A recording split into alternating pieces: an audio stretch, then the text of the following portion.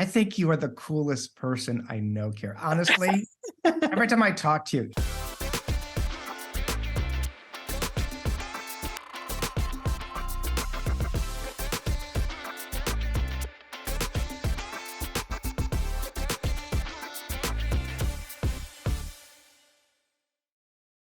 So welcome to Unleashed Learning TV and Unleashed Learning Radio. Now, if your school is working to move from good to great, teacher well-being is a key for making this happen when it's used in service of teaching and learning rather than just one more thing to focus on. So to support, we've got Dr. Howells back on Unleashed Learning TV for today's show. Now, she's a leader in gratitude and education, and her new book, Gratitude Practices for Teachers, is out now. Plus, she's given us a discount. So if you want the book, you're going to get a deal when you get it. Now, if you want to make learning stick for everyone, who you are matters and who teachers are matters. And today's episode is going to show you how to use gratitude to bring out the best in you so you can make learning stick for everyone. Great. Dr. Howells, my friend, welcome back to Unleashed Learning. Hello, my friend William. Aren't you doing great things in the world of education? Appreciate that. I hope this conversation fits. I think it's going to fit really well with what we do. And I don't mean it in an egoic place, but how it sits in that work, which is a great opening to this topic. So look, what we were talking about before is what we do at Unleashed Learning is we're the system that makes learning stick for everyone. And we embed a teaching and learning mission and system into the school. And what it does is it makes teaching and learning a top priority. And it also lowers stress. And one of the things that people really come to understand is how teacher well-being and student well-being fits in the service in making learning stick rather than it's another initiative we do. And that's why your book is the perfect time to be talking to you, because that is what you do, my friend. So congratulations. Thank you. Thank you. Yes, we're both really passionate about this. We have been from day one, haven't we? Like not putting it separate from teaching and learning to really start there. So my whole question started with student engagement over 25 years ago. It's a continuous question. That's right. And I think that your book helps with all of your work does that in so many ways. And this is the deep dive for the teacher piece. So let's jump into it, my friend. So one of the things I want to talk about is, your book really helps situate, I think, from our perspective, this idea of gratitude. I don't mean idea to minimize, I mean to magnify in the service of teaching and learning, because we're teaching and learning organizations. Now, I feel like gratitude's kind of hit the zeitgeist in some ways, which I think can minimize how powerful it is. Your work does the opposite. It doesn't minimize, it shows us how to use it. So why are you so passionate about gratitude in education, my friend? And you gave me that as the first question when I could take hours and hours. Maybe a few things. In a short version of it. I'm really passionate about it because it's made a really big difference for me as a teacher over these years. And I could really see the difference it made to my students. I'm coming to this as a philosopher rather than as a psychologist. So I'm really passionate about bringing the philosophical elements of gratitude, which have been talked about through the ages, and also it's across all the major religions and other kind of wisdom around the world. But when it comes to education, it has a really particular role to play because of this giving and receiving element that it has. And it brings a true dynamic to education and in ways that nothing else can.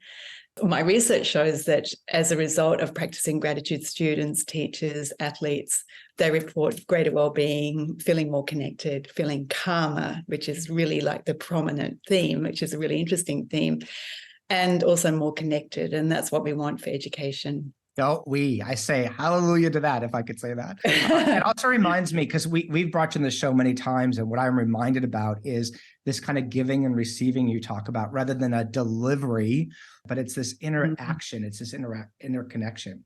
Yeah. So in your book, you talk about the difference between positivity and gratitude. So can you help us with that? It's a really, really important distinction, because especially busy teachers will try and morph the two and think, I've just got to be positive and then I can be grateful. And gratitude has been shown to be really great for my students. And so therefore, I'll just be positive. And positivity and gratitude are actually, they're kind of connected in some ways, but they're really separate concepts. And it's important that educators get this difference, because gratitude is a highly relational concept. As I said just before, it's all about the giving and receiving aspects of life. And positivity is much more in the state of the mind and the feelings, and it can be very individualized in one way. So when we're practicing gratitude, we're open to what we're receiving and then wanting to give back out of acknowledgement for what we've received. And with positivity, it's just like, I feel positive about this or positive about that. And it doesn't necessarily bring in this relational dimension. And most importantly, for all your viewers to know, we don't need to be in a positive state to practice gratitude. Gratitude is a lot more of an acknowledgement of what I have received. And sometimes that doesn't sit well because we don't really feel like acting on it. It's going to take perhaps a lot of effort, or we might feel really bad that we haven't acted on it yesterday or a couple of years ago, and we should be. So there's a whole lot of reasons why it's really important that educators know the difference and don't try and draw on positive emotions necessarily to access gratitude, and certainly don't feel like you need to be in a positive mood, because often we won't feel like that. So gratitude can be practiced regardless of the mood that we're in.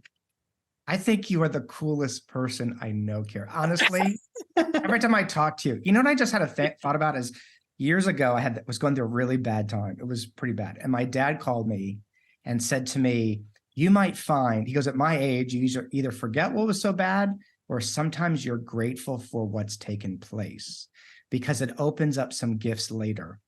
And I remember thinking when you're saying that like that, I wasn't really grateful at the time for it, but I am now. So it's not a positive, it's not trying to be just happy through something. It's trying to find the gifts that might be emerging. Why, as educators and also leaders, why should we be practicing gratitude? Because we know that the inner attitude that we bring is actually going to have an impact. We know that the tone that is set by the leader, and that can be a great responsibility, but when we know how to set the tone with gratitude, it can be a great gift and a great, awesome thing that you as a leader can set the tone for the whole school. And as educators, we set the tone for the classroom. And it's not the only influence, of course, but our choice, gratitude gives us choices in the inner attitude that we're going to bring. And by focusing in on gratitude, we're focusing on a whole lot of other aspects of character, because to truly practice gratitude in the deep way that I'm outlining in my books, we also need to be humble, we need to be full of empathy, and we need to have a sense of connectedness in order to practice gratitude well. Gratitude can also help educators to address their burnout, because it requires us to be in a state of receiving. So many educators that I work with are really good at, can be really good at expressing gratitude, but they're not very good at receiving it from others. And that's really problematic for themselves, because they're not actually taking in the gratitude that they're receiving, but also for the person who wants to give them gratitude. So in order for this gratitude cycle to go around and to restore a true dynamic to education, which is what gratitude does, educators and leaders need to be really good at receiving it. And when they become really good at receiving gratitude and opening themselves up more to what they receive rather than what they give, which is how educators have been positioned because of this kind of static, non-dynamic role that we've put educators and leaders in. Once they're open to more receiving, there's less burnout and the well-being increases, and that's the power of gratitude. You just say, what we talk about Unleashed Learning is part of that system that's embedded is who the teacher is matters. Students will tell us that they often remember who the teacher was over the content. And what I hear you talking about is we have to really know ourselves in a deep kind of way to be that kind of educator, I would say, to make learning stick from the perspective we take from this. So It really reminds me again, that we're not deliverers of information. We're actually co-creators. We're human beings in that. And you're offering ways into that beingness, I think. Yes, yeah, absolutely. So who we are, as you and I are great fans of Parker J. Palmer, we teach who we are, and who we are really matters. But that can also be really too problematic for educators, because I think, well, who the hell am I? And what part of me, is it what I have for breakfast that's going to influence students? What is it? It's your inner attitude, and most specifically, it's gratitude that can make a difference. And just observing and experimenting and seeing that the influence this has on our day and our well-being and our students. It just reminds me like who we are. We have to know ourselves, and we have to have languages and literacies to know who we are in the service of what we're doing. So I think you do a really good job at the next question. So we actually interviewed Parker Palmer on Unleashed Learning TV. Yeah, Did you? I haven't seen that. Big deal. Yeah, I'll send you the episode. And he talks a lot about, you and I talk about the connection between who we are and how we teach and lead. And your book really does make that connection like just clear. So how can the practice of gratitude serve the ways we're working to make learning stick, or serve teaching and learning, rather than, oh gosh, it's something else that I've got to do? Yes. Well, to know that the inner attitude of our students is influencing their capacity to learn. So it has a direct effect on our cognitive ability. And we want our students to be in the best state of being to be able for learning to stick. And that's what you're on about. Yeah. So gratitude can really serve a really strong purpose, because it creates a better climate for learning to stick, because it awakens that cognitive ability.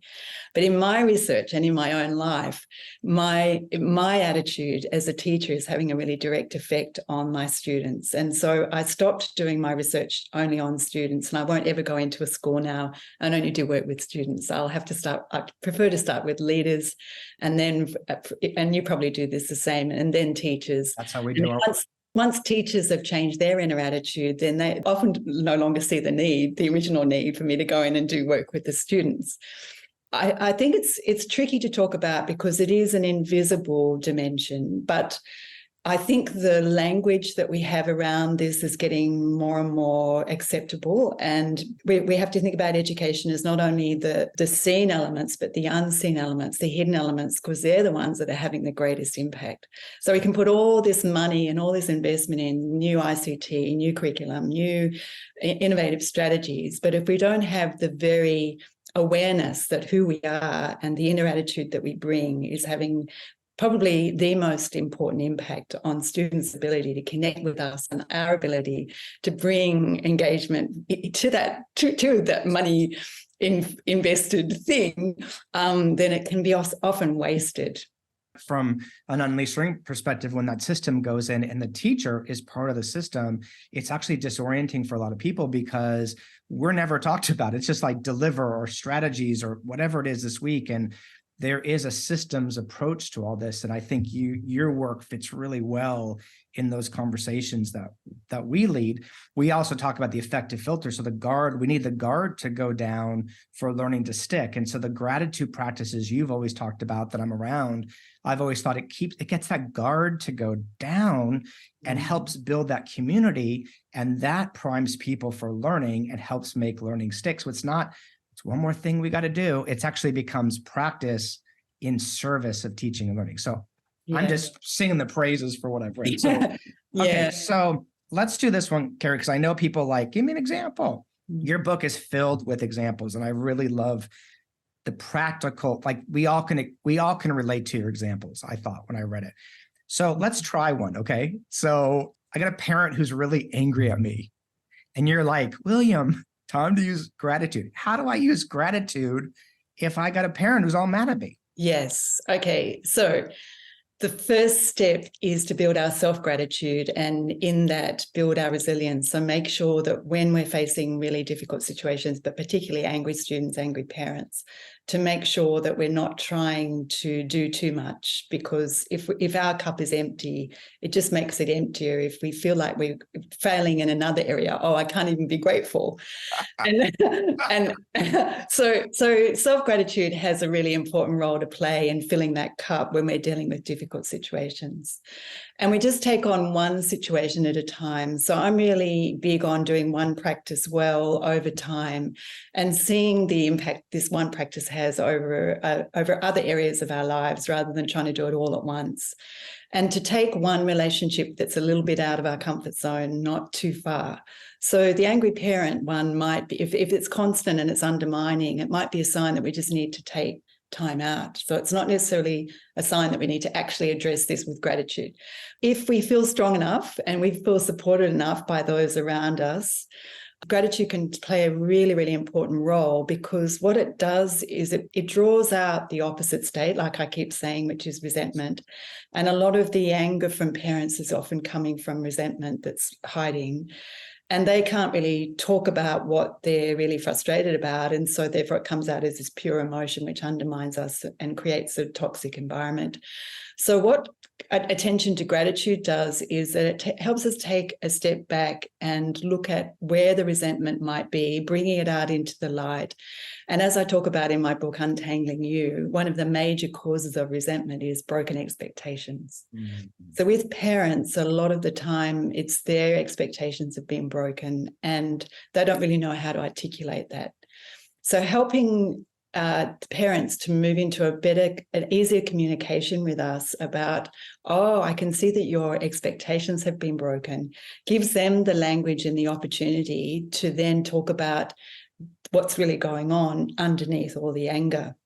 But also, a lot of parents coming from, as you know, a lot of trauma, past trauma in schools. And so therefore, they don't really know how to negotiate this power relationship between teacher and parent. And they bring a lot of the trauma from their past to this situation, which is in the example that we bring up in our book between Josh and Jenny.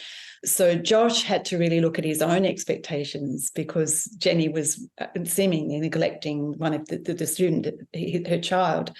Part of his gratitude practice in bringing gratitude more to the fore, where he was really resentful towards Jenny, was to look at his expectations, which were based on very middle class values, which are very entrenched in how his own parenting style was formulated by that, and to respect and be grateful for the differences rather than judging them.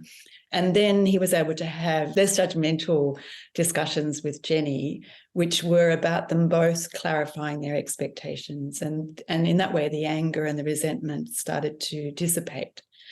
So there's all of this involves work. You know, teaching is about self-development, isn't it? And also it's about, when I read your book and all of the books you have written, I think about their pathways. These are pathways in, and I'm thinking sometimes the gratitude, the way you describe that, is the gift of revealing what's there. But I have to be really rested. I have to be taking care of myself. I have to, as you'd say, the cup has to be filled to be able to engage in those practices.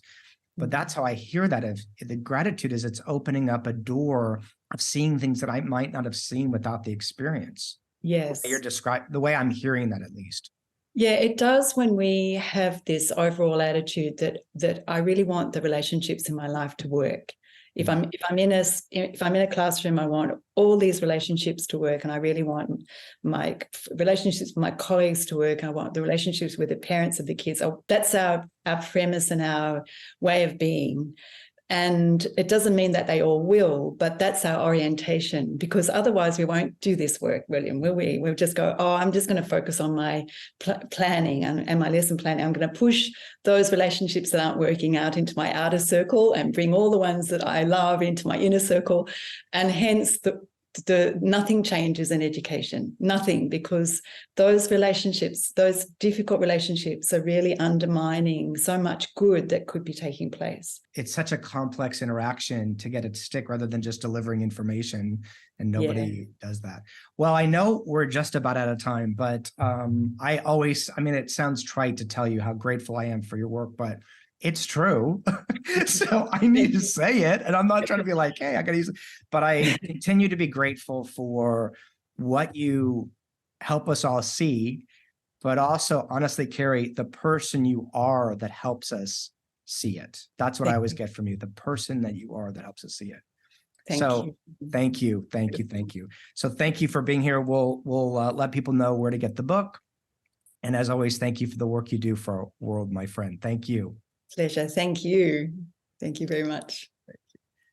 So now we want to hear from you. And our question is this: What's one thing your school does to support teacher well-being? So we want to invite you to join the conversation below and share your wisdom. And when you're there, grab your free ebook, and that ebook's going to help move your school from good to great.